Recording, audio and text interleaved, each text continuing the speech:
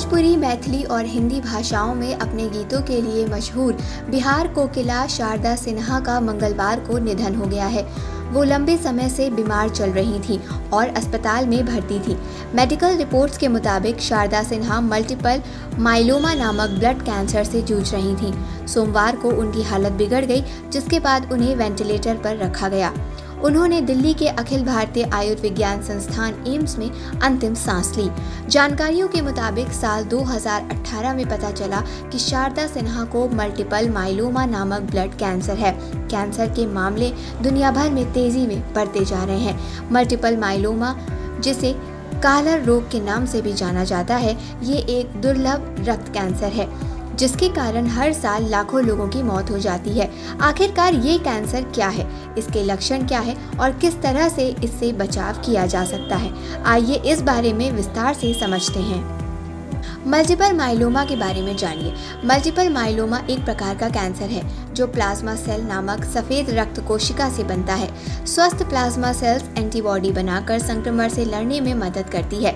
Multiple myeloma तब होता है जब स्वस्थ कोशिकाएं अमान्य कोशिकाओं में बदल जाती हैं। ये कोशिकाएं असामान्य एंटीबॉडी बनाने लगती हैं, जिससे एम प्रोटीन कहा जाता है।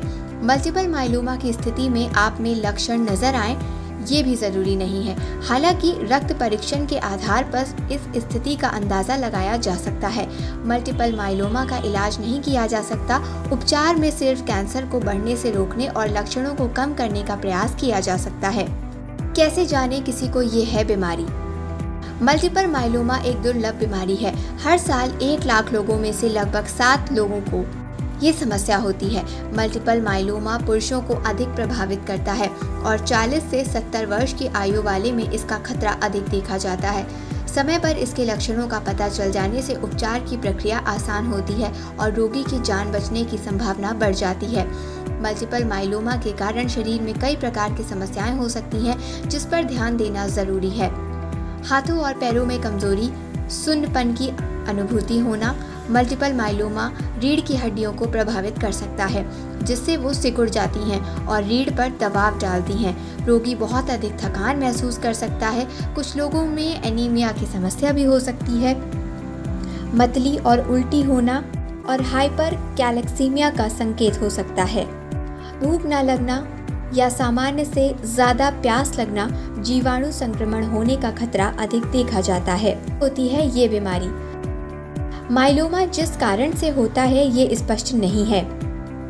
मल्टीपल माइलोमा अस्थिमज्जा में प्लाज्मा कोशिका से शुरू होता है।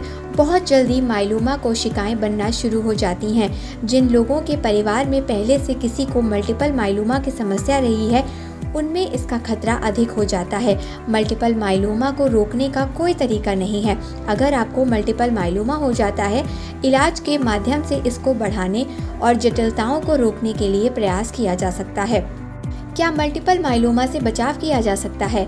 स्वास्थ्य विशेषज्ञ कहते हैं मल्टीपल माइलोमा को रोकने का कोई ज्ञात तरीका नहीं है। शोधकर्ता माइलोमा बनने से रोकने के तरीकों की जांच कर रहे हैं। मल्टीपल माइलोमा लोगों को अलग अलग तरीकों से प्रभावित करता है।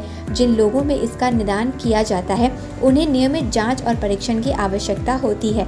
दिनचर्या और आहार को ठीक रखकर लक्षणों को बिगड़ने से रोकने में मदद मिल सकती है।